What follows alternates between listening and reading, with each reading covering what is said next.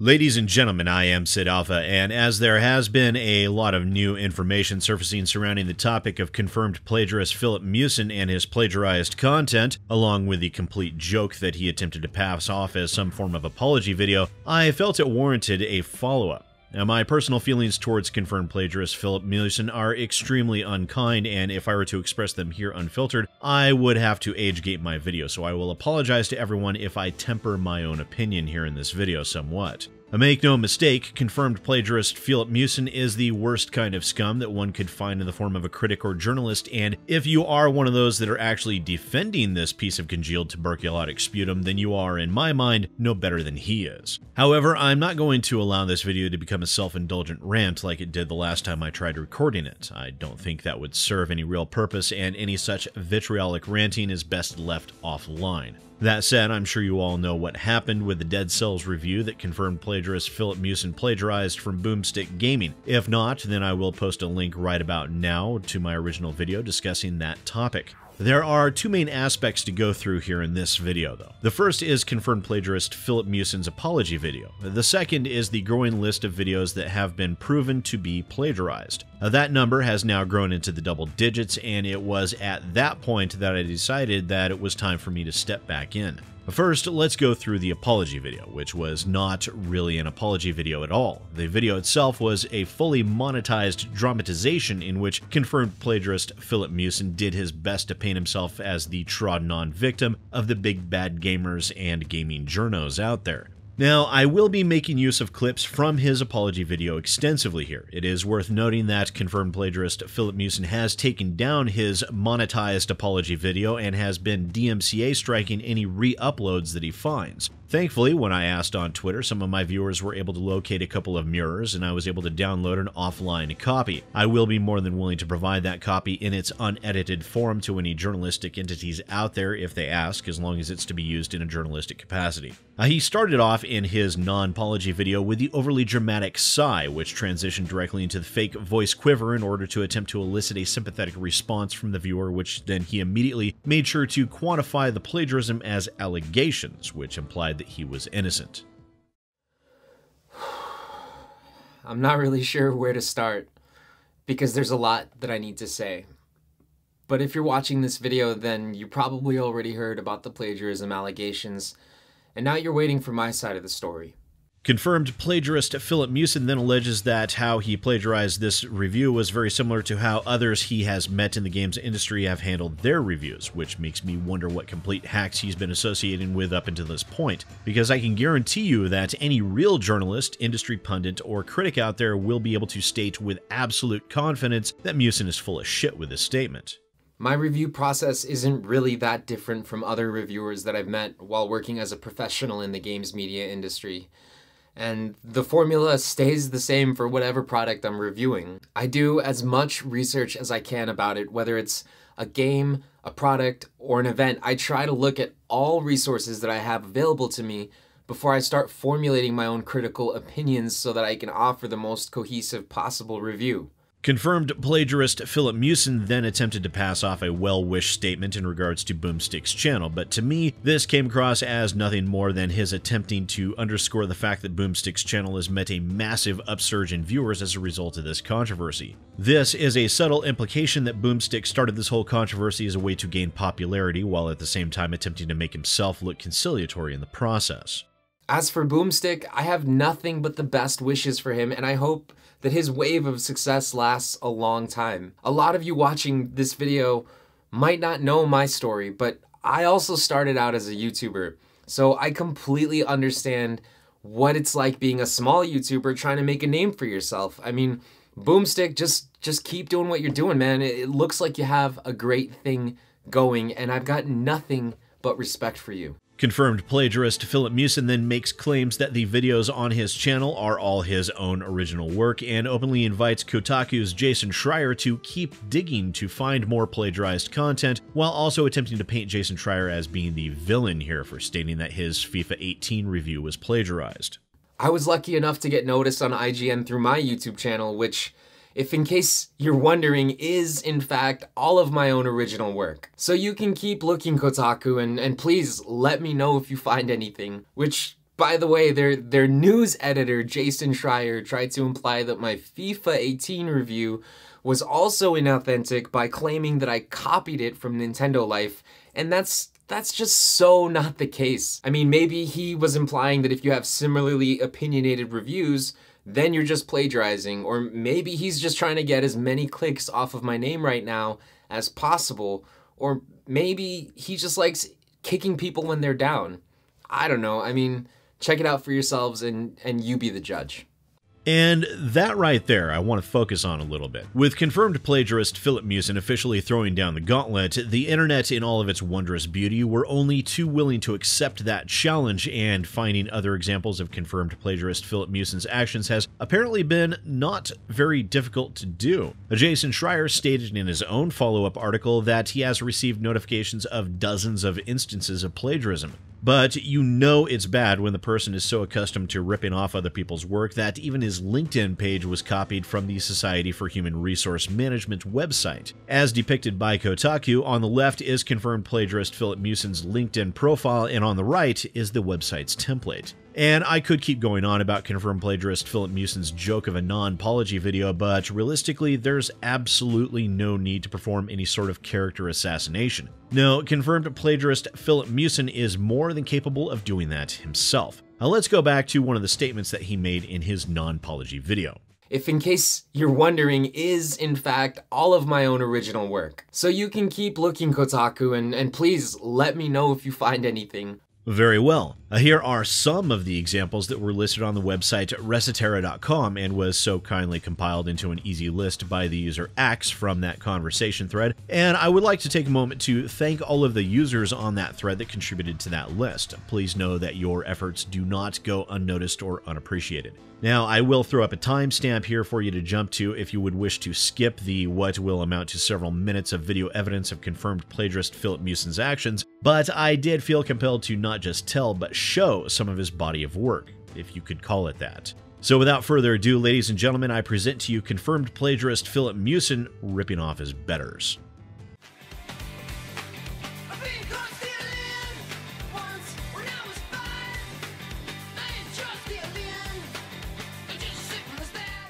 A normal rumble is just a motor which spins, creating a vibration, right?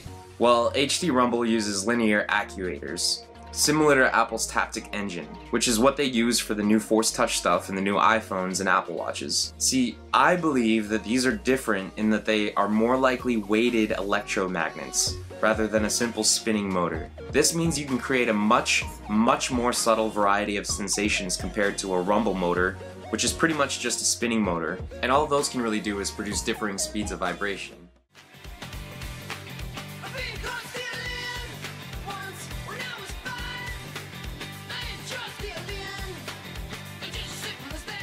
Fire Emblem Warriors for the first time at Comic-Con, I honestly had one expectation, that this would be like every other Warriors/Musou game ever created, except, of course, with a Fire Emblem skin, and some light tweaks to set the tone accordingly. So when I finally got my hands on the game and I started tearing my way through the opposing armies, I was pleased to see just how spot on my assumptions actually were. If you've ever played Hyrule Warriors or any other entry in the long-running Warrior series, well then you'll immediately understand the basics of how Fire Emblem Warriors actually works. You go through the game just decimating mobs upon mobs of enemies with the simplest of combos, and tearing through forts and mini-bosses with some of the most flashiest and stylistic special attacks that you've probably ever seen in a video game. However, there isn't too much guarding or blocking or anything like that in this game. This definitely isn't Dark Souls, so don't go in expecting too much complexity in combat. It's basically just attack, attack, attack, and honestly, that's fine, because it's very satisfying to play. But given my short time with the game, I'm not sure how long this iteration will actually last before it grows to be kind of repetitive.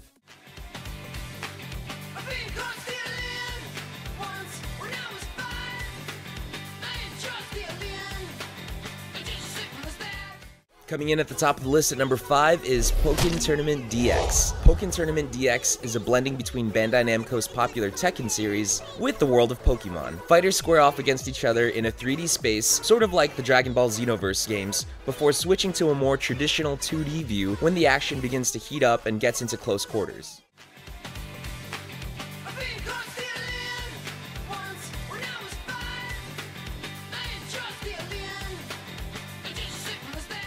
Dropping in at number 3 on the list is Fire Emblem Warriors. Fire Emblem Warriors is the latest collaboration between Nintendo and Omega Force, the creative minds behind the Dynasty Warriors series and the more recent Hyrule Warriors for the Wii U and the 3DS. Fire Emblem Warriors shares the same over-the-top hack and slash combat that the Warriors titles are known for, except combined with, you know, the tactical elements one would expect to find in a current Fire Emblem title. Similar to how Hyrule Warriors was the perfect union of Legend of Zelda characters and concepts with, you know, the Warriors style combat, Fire Emblem Warriors takes incredible care to distinguish itself from a normal Warriors title by implementing the unique elements that make Fire Emblem so significant.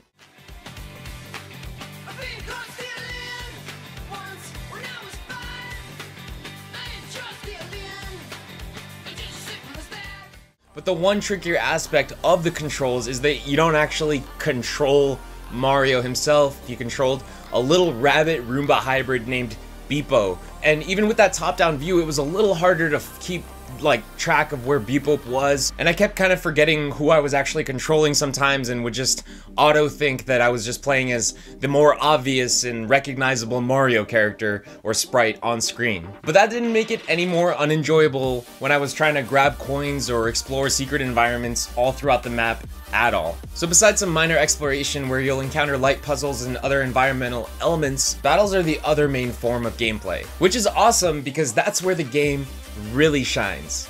It's all tactical based, similar to games like XCOM and Final Fantasy Tactics. The core strategy in a given battle comes down to understanding the terrain and knowing how to get around it while maintaining cover. Light RPG elements were also in the game with things like equipable weapons and weapons that you get from various chests that you earn for each individual character that all feature different types of modifiers and properties and all that good stuff. But that isn't the only way to earn loot throughout the game. You can actually also buy it with coins on the menu screen, which I thought was a cool implementation as well.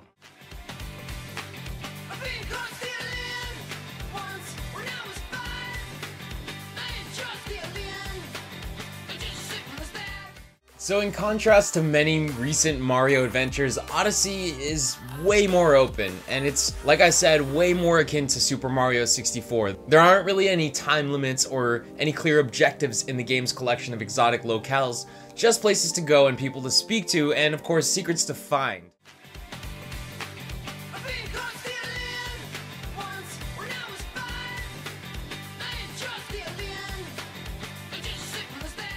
Coming in fast at number 4 on the list is Sonic Forces. So when undertaking a grandiose task such as working on one of the most iconic and oldest running video game series in history, one must ask themselves, who is my audience? Because if you stray away too far from the source material, you run the risk of alienating the impassioned people who most identify with the original material. But on the other hand, if you stick too close to the old formula, are you really then even adding anything to the conversation? I mean, who wants to play the exact same game again and again anyway, right? So the absolute foundation of Sonic, all the way from its marketing to its art direction, and of course to the core of its gameplay, is that it's pulling the nostalgia card out of like every single corner. There's also an avatar mode where you can play as a fully customized character. You can choose between 7 different animal types and customize the look from there. The gameplay is also customized with special equipment that you can swap around before each level, which gives you new mobility and attacks.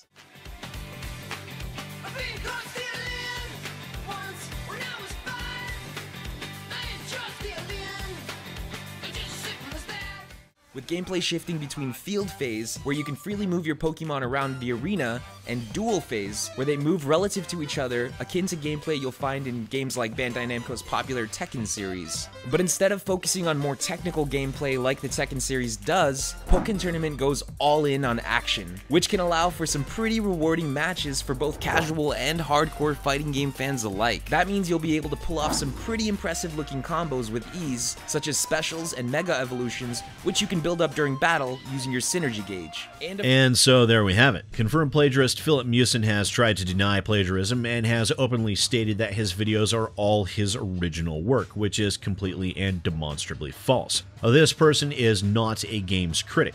He's not a pundit. He's nothing except a mimeographer, ripping off the work of those who are his betters. Confirmed plagiarist Filip Miucin is nothing more than garbage, best left to rot. He deserved to be fired from IGN undoubtedly, and I applaud IGN's handling of this situation. As I said in my previous video though, confirmed plagiarist Filip Miucin will most likely start producing videos again on his YouTube channel, and sadly enough, he will undoubtedly still have his supporters. As I stated at the beginning of this video, confirmed plagiarist Filip Miucin is nothing more than congealed tuberculotic sputum, and he has proven beyond a shadow of a doubt that he does not deserve the trust and faith of his viewers that the position of a popular YouTuber affords. And when you're in a public position as a journalist, a critic, a pundit, or an industry commentator, your foundation is based upon a certain level of trust that is afforded to you by your viewers or readers, and it is that relationship between you and your viewer that must be treated with a level of seriousness that such a position requires. Whether you be a blogger, a vlogger, a critic, a pundit, or a journalist, we all rely on that trust that is placed in us to not lie or otherwise knowingly deceive those that provide us with our platforms. We are the ones that disseminate the information. We are the ones that help guide others with either the facts that we provide, the opinions that we offer, or both. If we then lie to our audience, how are they supposed to be able to rely on any of the facts that they need to be able to form their own opinions with? And make no mistake, plagiarism is lying. When you plagiarize, you are passing off someone else's work as your own. It is theft, and it shows that you care so little about your content that you will simply copy-paste someone else's work. How can anyone have faith in such a person? Why should anyone have faith in such a despicable excuse for a human being? The answer is, they shouldn't. Now, I understand that sometimes a person can make mistakes. I understand that sometimes similarities can and will occur. However, there is an ocean of difference between similarities and ripping off someone else's thoughts and opinions and passing them off as your own. It is at its core as inherently dishonest as being so shallow and drama-bound that you must begin your supposed apology video with a sigh, and then end it with a completely needless walk-off. And I really hope, I get to see you guys again soon.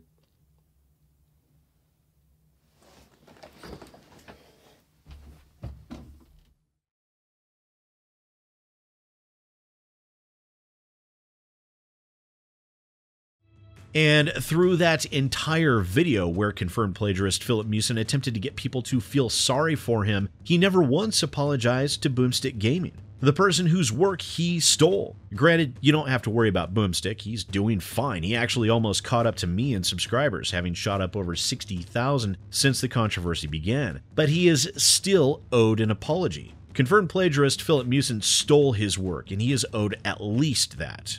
Just as confirmed plagiarist Filip Miucin deserves to never be involved in the gaming industry ever again. He has proven several times over that he does not deserve the trust that is required to be an effective games critic. He does not deserve to have a platform in which other people listen to him.